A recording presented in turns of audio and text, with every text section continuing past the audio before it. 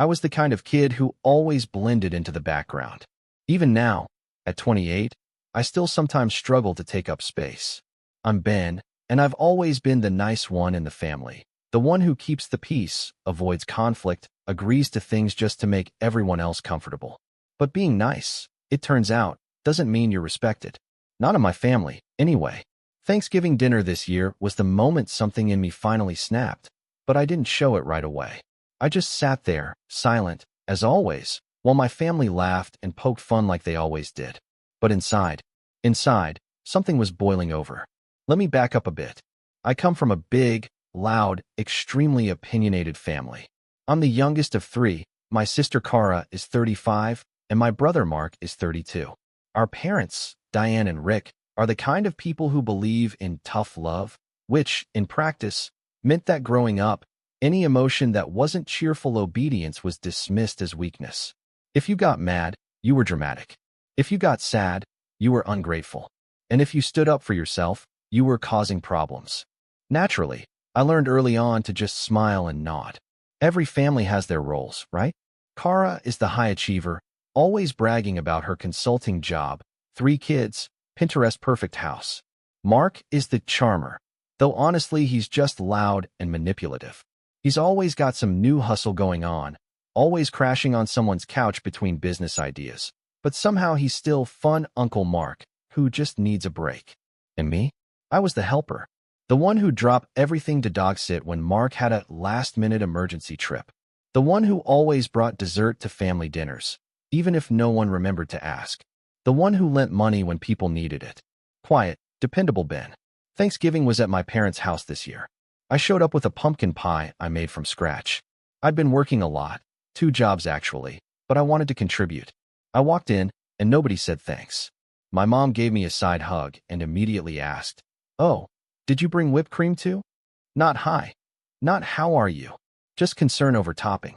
I shrugged it off, like usual. My threshold for disappointment with them is sky high by now. We all sat down, and things started off normal enough. Cara boasting about her oldest making the gifted program. Mark showing everyone a flashy mock-up of some crypto-adjacent app he's working on. I tried to chime in once, mentioned that I finally paid off my student loans this month. No reaction, just a pivot into how kids today are coddled. But it wasn't until after dinner that things went off the rails. We were sitting in the living room, full and a little buzzed. The conversation turned toward personality types. My mom had seen some video about Enneagrams, or whatever, and everyone started assigning each other roles. It started playful. Cara was the boss, obviously. Mark was the visionary. My dad was the provider, my mom the glue. And then my sister looked right at me and said, "And Ben's the doormat." I laughed, because I thought she was joking. I actually thought it was a joke. But she just smiled and added, "No, really. You are. You let people walk all over you. You never speak up, even when you should. It's like you don't even exist sometimes." My mom didn't correct her. My dad didn't object. Mark chuckled and said something like, "You're lucky though, Ben. Less stress when you don't take anything personally." I sat there, frozen, trying to keep my face neutral. They kept talking, kept laughing, like it was all in good fun. But I could feel something in me cracking open. I'd let a lot slide over the years. Comments, jabs, being excluded from decisions, used for favors. But something about that word stuck to my ribs like bad gravy. Doormat. And the worst part was, I couldn't even defend myself. I just smiled politely, like I always do, and muttered something like, "Guess I need a wash." They laughed. I went home early. For the next few days, I couldn't stop thinking about it. I started going over all the moments in my life where I let people push past my boundaries. Family, friends, even coworkers. How many times I said yes when I wanted to say no. How many times I felt smaller than everyone around me and let it happen because it's easier. That night, I sat in my tiny apartment and made a list. A literal list of every time my family had asked me for something in the last 5 years. It was long.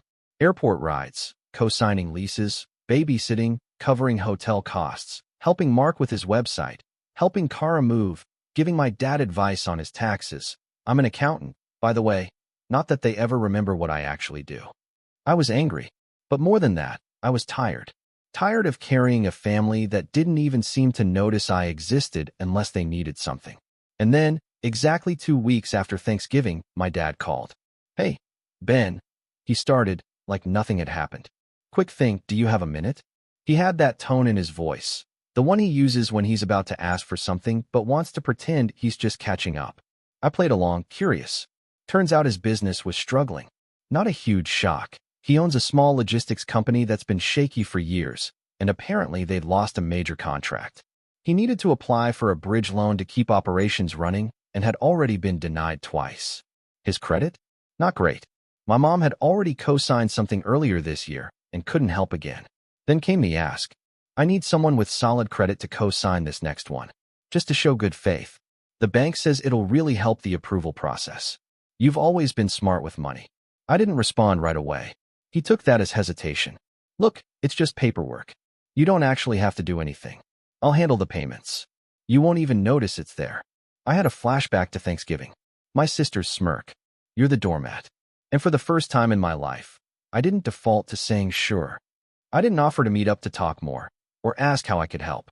I just said, in the calmest voice I could manage, sorry, Dad. Doormats don't sign legal documents. He went silent, completely silent for a few seconds. Then came the stammering. Ben, come on. Don't be like that. You know I didn't mean anything by that. That was just your sister messing around. You know she talks out of turn. We were just joking. Yeah, I said, funny joke. He started to get defensive, saying things like, this is family, Ben. We help each other. That's what we do. But it didn't sound convincing. It sounded like desperation wrapped in entitlement. I told him I had to go and hung up. That was the first time I'd ever told any of them no. The first time I didn't cushion it with an apology or try to soften the blow. I just said no. And it felt terrifying and incredible. A few days later, Mark texted me something vague like, heard about the loan. Kinda cold, man. Kara chimed in too. Dad said you bailed on him. Thought you cared more than that. The irony? They still didn't understand what they'd done. What years of being overlooked and undervalued does to someone. They just saw my refusal as a betrayal. That was when I knew the dynamic had shifted. For the first time in my life, they were the ones shocked by my behavior. What they didn't know, what I hadn't told anyone yet, was that I'd already started preparing for this moment long before Thanksgiving. I'd been working quietly in the background, getting my own affairs in order, making moves they hadn't noticed. And what came next? Well, let's just say the fallout from my no was bigger than even I expected. I didn't hear from my dad for a few days after I turned him down. No calls, no texts, just silence. It was oddly peaceful, like I'd stepped outside a storm that I hadn't even realized I'd been standing in. For the first time, my phone wasn't lighting up with requests. No passive-aggressive texts from Kara asking if I was free this weekend to help move some stuff. No late-night calls from Mark begging for a quick loan or a ride because his car randomly died again. Just silence. And honestly, it felt good. But peace doesn't last long in my family. The silence finally broke 1 week later when I got a call from my mom. She never calls me first. Usually she has me call her to check in, or she group texts me along with my siblings. But this time, it was a direct call. I answered, curious. Her tone was sweet at first. Too sweet. Hi, honey. Just wanted to see how you're doing. Haven't heard from you in a bit. I wasn't about to let my guard down. I've been good, Mom. Just working. Small talk followed, but I could feel it coming. She was circling, warming me up. Finally, she dropped it. Your father's been really stressed. He's barely sleeping. He's working so hard to keep the company afloat, and now with the loan being declined again. I didn't say anything. Just let her trail off. She continued. You know how much he's done for this family. It's hard seeing him like this. He's not getting any younger, Ben. I sighed. Mom, I'm not co-signing. I already told him that. Her voice turned sharper. You're being selfish. That word hit me like a slap. Me? Selfish? You don't understand what this loan means. If the business folds, we lose everything. Your father's reputation, our retirement, your sister's kids' tuition. We've all put something into this business over the years. That was when it hit me. They'd all invested in the business. All of them, except me. I had never been asked. Never even told what was going on. Yet now, I was expected to clean up the mess. So why didn't anyone ask me to be part of it when things were good? I asked, why is it only now that you need a signature that I suddenly matter? She paused. A long silence. Then, you're overreacting. And that was the end of that conversation. The next day, I got a call from Kara. I should have let it go to voicemail. I really should have. But I picked up. "Hey, Ben," she said breezily. "So I heard about the loan situation." Of course she had. "I'm not getting involved," I said flatly. "Oh, I'm not calling about that," she lied.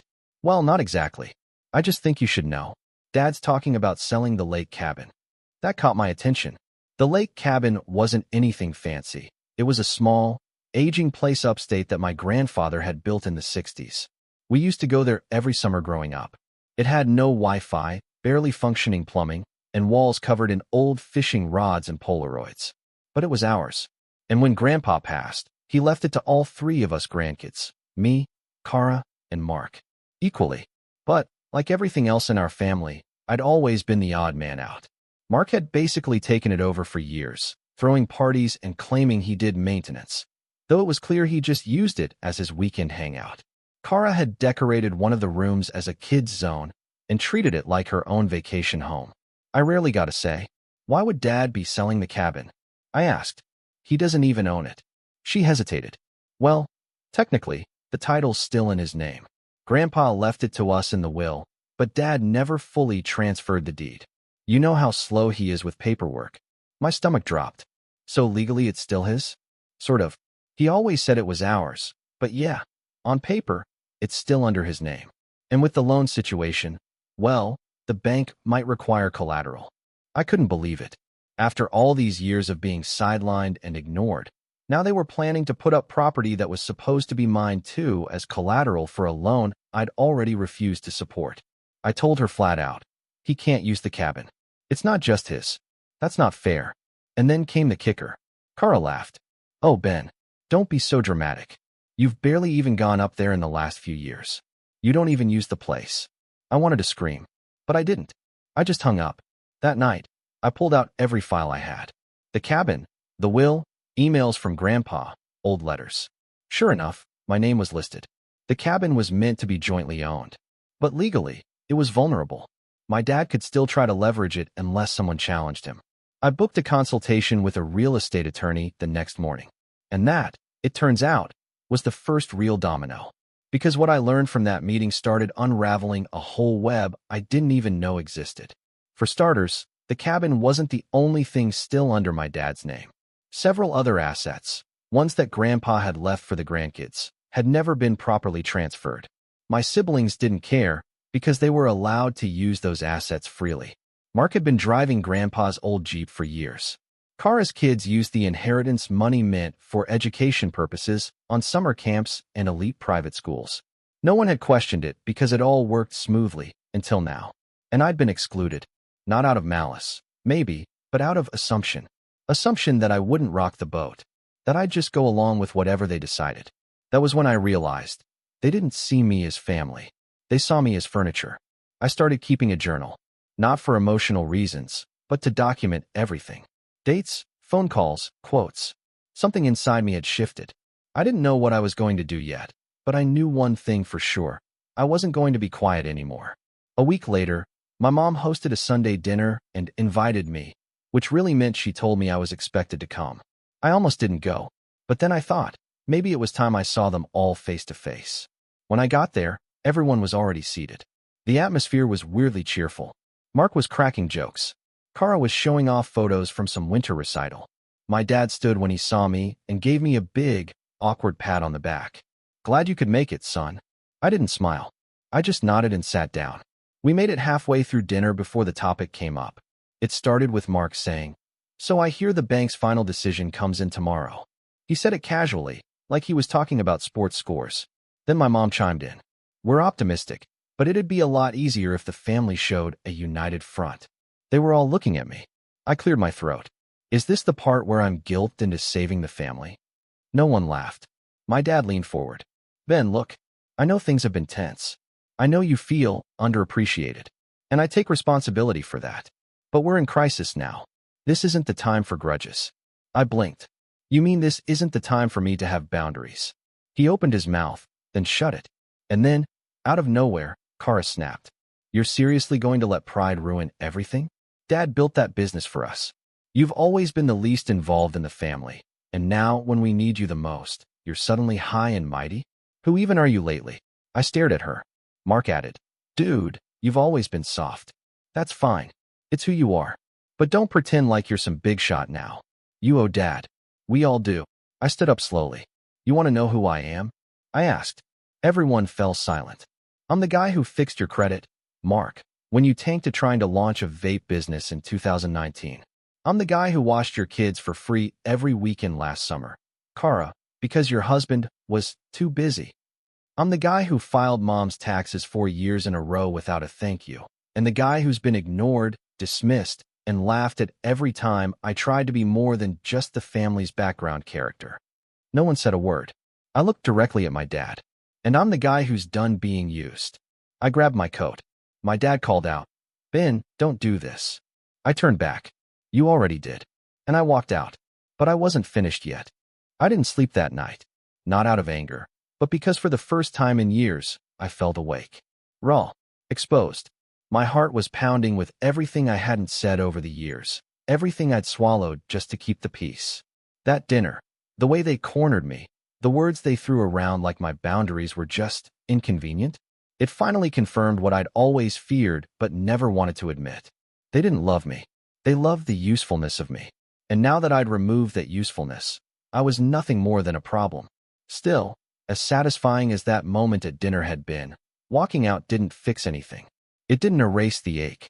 The part of me that still wanted to be seen, included, respected, that part was still very much alive. And now it was bruised and angry. I spent the next week in a daze. I'd show up to work, run the numbers, do my job, and come home to sit on the couch and stare at nothing. My apartment was quiet, borderline depressing. I hadn't decorated it in years, just the bare essentials. The same IKEA couch I'd bought out of college. Dishes in the sink. No photos on the walls. I'd spent so long putting everyone else first. I didn't even know what my life looked like without them in it. And then came the email that finally broke me. It was from the bank. Somehow, despite everything, my dad had submitted a new loan application and had listed the lake cabin as collateral. Even though I'd said no. Even though I'd warned Kara. Even though I had spoken up. I called the bank directly. At first, they refused to disclose anything, standard procedure. But once I provided the documentation from my grandfather's will, along with proof that the cabin was meant to be divided between 3 parties, the tone shifted. The loan was still under review, but now it was flagged as disputed property. Still, I was shaking. The idea that my father, after everything, would just go ahead and use the cabin anyway, that was the final nail in the coffin. It wasn't just disrespect anymore. It was betrayal. Legal, deliberate betrayal. I broke down. Completely. I'm not proud of it, but that night, I curled up in bed and cried until I couldn't breathe. Years of being walked on, laughed at, dismissed, used, it all came crashing down. And the worst part? I couldn't even bring myself to tell anyone. I had no close circle, no best friend I could vent to. My whole life had revolved around being the dependable one, the background support, the emotional sponge. And now, I was empty. But hitting rock bottom has a strange way of clearing the fog. The next morning, I got up early, shaved, cleaned the entire apartment top to bottom. I threw away the takeout boxes, dusted off the bookshelf, changed my sheets, opened the windows. I stood in the center of my living room and looked around. For the first time in years, it felt like my space. Then I sat down and made a plan. I had spent nearly a decade in accounting, but always working for others. Small firms, mostly. Helping people with taxes, reconciling books, cleaning up messes.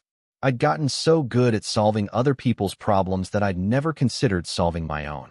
But now, things were different. I pulled out a notebook and started writing.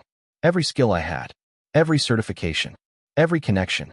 Then I wrote a question at the top of a fresh page. What would I do if I didn't have to be anyone's crutch? The answer came quickly.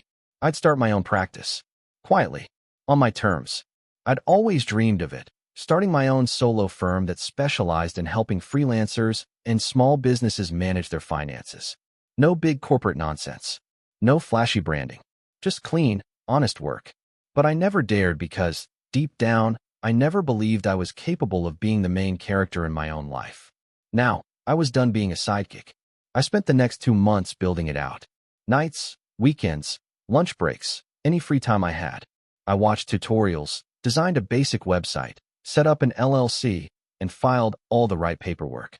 I built a pricing structure, researched competitors, and created templates for onboarding clients. Slowly, I began networking in local forums, joining business Facebook groups, offering free advice on Reddit to establish credibility.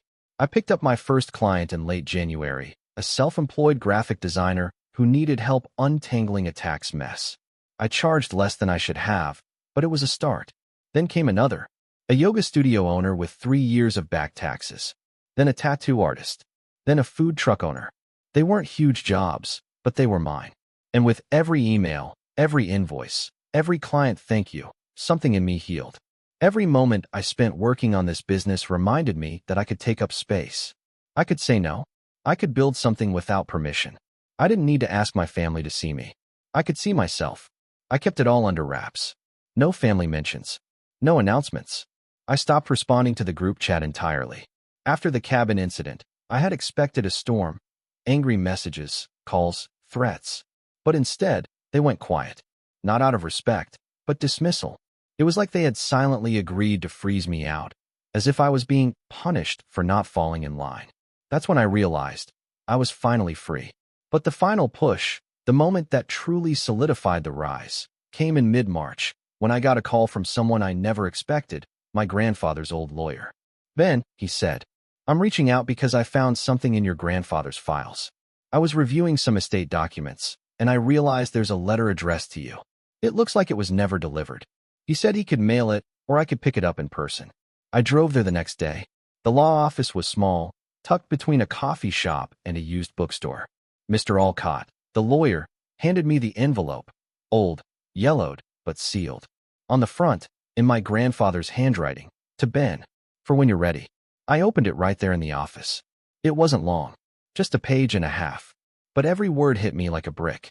He wrote about how he'd always seen how I was treated, how he noticed the way I got talked over at family dinners, how my siblings took without thanks, how I always gave in to keep the peace. He wrote that he admired my kindness, but he hoped I'd learn that kindness doesn't mean erasing yourself.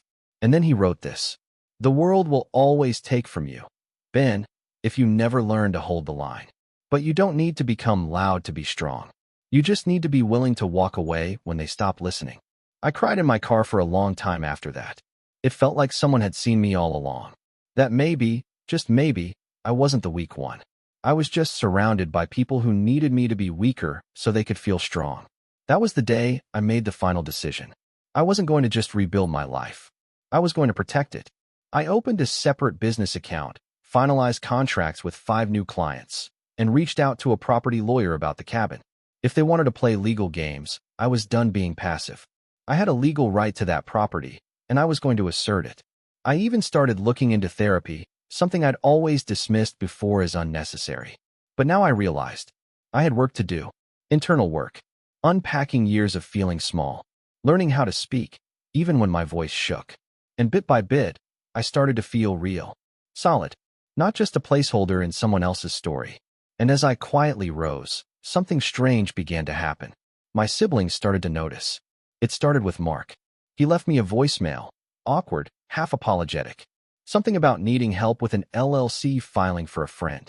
I didn't respond. Then Kara sent an email. Short and cold. "Dad said you've been making waves. Hope you're not trying to split up the cabin over some petty drama." I replied with one sentence. "I'm asserting my legal rights, same as you would if it were reversed." She didn't reply. But my dad?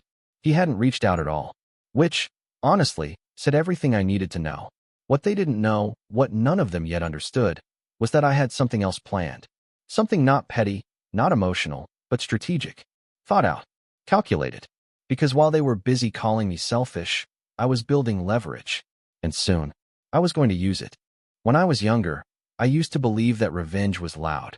Yelling matches, storming out, breaking plates, that sort of thing. But as I sat at my desk that April morning, sipping black coffee and reviewing the final drafts of my property dispute claim, I realized something far more satisfying.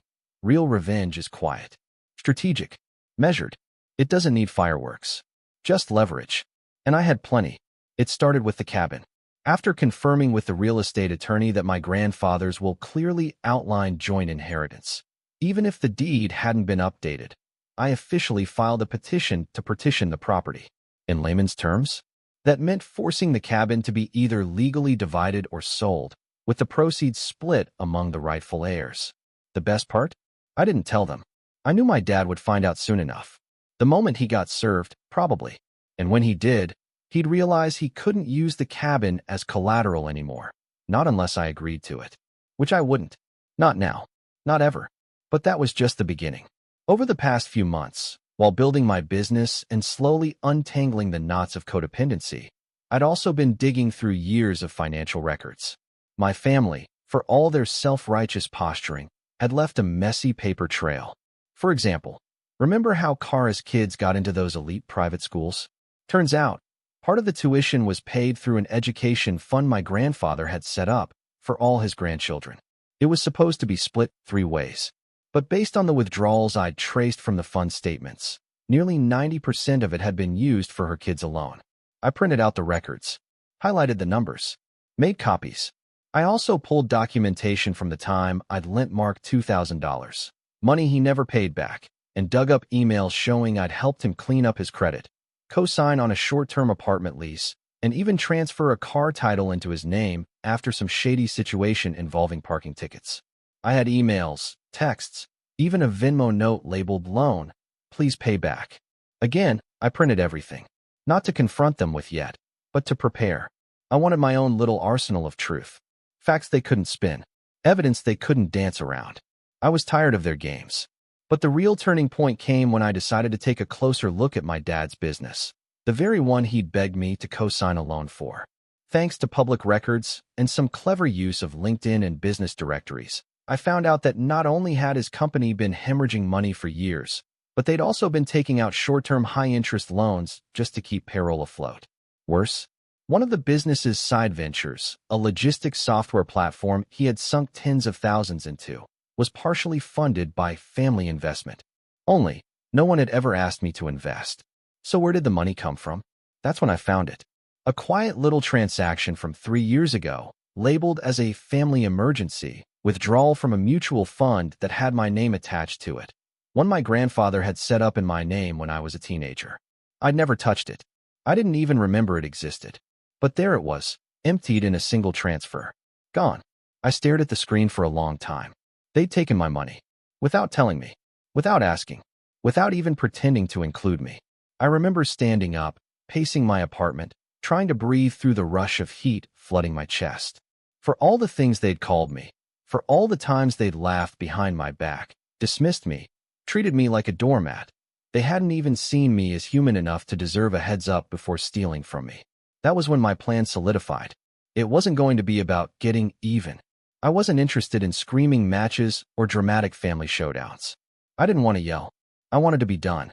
But I wasn't walking away empty-handed. So I did what I do best. I made a list.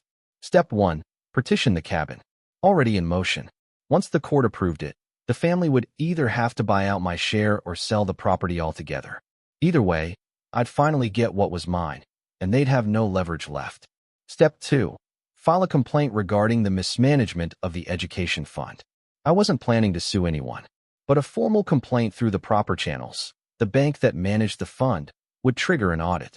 And once that audit showed the imbalance, Kara would either have to repay what she'd used or risk legal scrutiny. Step 3. Confront my father, privately and with evidence, about the stolen mutual fund. I didn't want the money back. It was long gone. But I did want acknowledgement. And more importantly, I wanted to make it clear that if he ever used my name or assets again without permission, I'd go public. Quietly. Legally. And I had every piece of proof I needed to burn that bridge completely if he forced my hand. Step 4. Protect my future. This part was more personal. I updated my legal documents, will, power of attorney, everything. I removed all family members from emergency contact forms. I added a clause to my business stating that no familial financial involvement would ever be accepted without dual written consent. Then, I got a new phone number. I didn't delete my old one, but I turned off the ringer, put it on silent. Any call from family went straight to voicemail, where they were greeted with a new message. Hi, this is Ben. If you're calling regarding personal matters, please email me instead. If this is family, and you're calling about money, I'm not available. It was petty, and it was perfect. I told no one about my moves. Not even the lawyer I worked with knew the full picture. I kept it all airtight, meticulous, professional. Because the goal wasn't to destroy them, it was to detach. Fully, cleanly, and in a way they couldn't twist into Ben being dramatic or Ben overreacting. The beauty of it all was that I didn't have to do anything dramatic. The systems would do it for me. The legal filings, the audits, the emails, the quiet pressure of paperwork. And while all of that was moving behind the scenes, I kept building my business. By May, I had over 20 regular clients. I'd upgraded my office space, just a small co-working suite, but it felt like a throne. I replaced my worn-out couch, hung framed art on my walls, took a solo trip to Colorado, hiked, took photos, smiled for real in a selfie for the first time in years. I was living, not waiting to be useful, not hoping to be liked, just living. And then, just as I was beginning to feel settled, the text started up again. This time, it was Kara, then Mark, then my mom. Vague at first, then increasingly frantic. Kara, you need to call Dad. It's urgent. Mark, dude, what are you doing? You're tearing the family apart. Mom, Ben, please. This has gone too far. Don't do this. I didn't respond, because they still didn't get it. I wasn't doing anything to them. I was simply refusing to be the cushion that made their bad decisions feel soft. But I'll admit, part of me wondered what exactly had triggered the panic. I didn't have to wonder for long. A week later, a thick envelope arrived in the mail. Legal documents. My father's business, his entire company, had gone into receivership. The bank, denied the final loan, had begun the process of liquidating assets. And one of the assets attempted to be pledged as collateral, the cabin, had been frozen in a legal dispute. My dispute. That meant the bank couldn't use it to cover losses, which meant they were coming after my dad's personal assets now. And suddenly, the man who had looked me in the eye and said, "You're being selfish," was now facing the financial consequences of a lifetime of entitlement. And I wasn't done yet. Because the final piece of my plan, well, it was almost time to put that into motion. The letter arrived on a Tuesday morning. Thick, cream-colored envelope. No return address. Handwritten in calligraphy ink. Just my name, Ben Jameson. It was from my father. I set it on the counter and walked away. Made coffee. Fed the neighbor's cat, who decided my porch was his second home. Then, with the mug warm in my hand, I opened it. For pages. Neatly written. No greeting. No dear son. Just his voice, formal and strange, as if he were addressing a business associate, not the child he once tucked into bed. The first half was a defense. Of course it was. A long-winded justification about how he was under pressure, how he thought I'd understand, how he'd always provided for the family, and that this business, his legacy, was supposed to be for us. How disappointed he was that I'd chosen paperwork over people. That phrase stuck with me. The second half turned ugly. He accused me of betrayal, said I'd embarrassed him, said I'd crippled the family by forcing legal action over the cabin, that I'd turned my back on blood for pride, that I would regret this one day. And at the bottom of the last page, a postscript. You were never built for this kind of life, Ben. You're not ruthless enough. But I guess you learned a few tricks after all. I folded the letter in half and slid it into a drawer. That night, I hosted dinner in my new apartment. Nothing fancy, just a few friends I'd made through the small business community. People who laughed without condescension. People who listened. As they ate lasagna and told stories about nightmare clients and weird tax loopholes, I felt something I hadn't in years. Contentment. But let me back up one more time. Because the final stage of all this, the real revenge, wasn't just about property or bank accounts or even legal filings. It was about ownership. Of my story. My voice. My past. A few days after receiving that letter, I published a blog post. Just a personal piece on my business website, titled, "Why I Said No." I didn't name names. I didn't rant. I just told the truth. About growing up quiet. About being useful but invisible. About the pressure of being the family fixer. And about how sometimes saying no is the kindest thing you can do for yourself. The post blew up. Not viral, but close. It got shared in accounting forums, small business networks, even a few family therapy groups.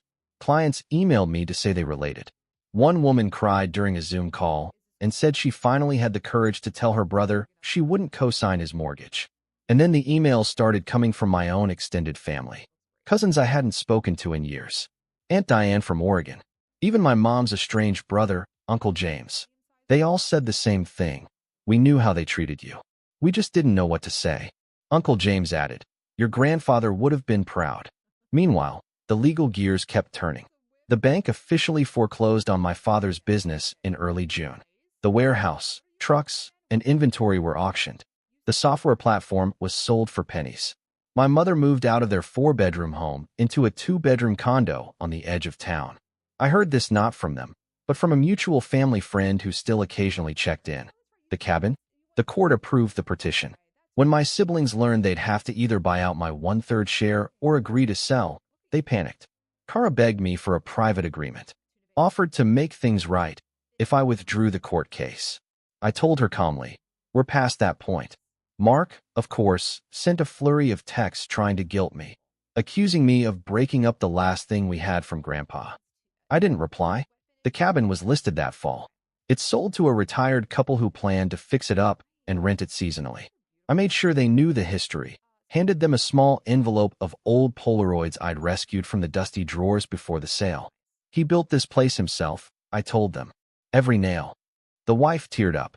Her husband shook my hand and promised to take good care of it. My share of the sale came to just over $180,000. I used part of it to open a scholarship fund in my grandfather's name for young accountants from underserved communities. The rest went into expanding my practice.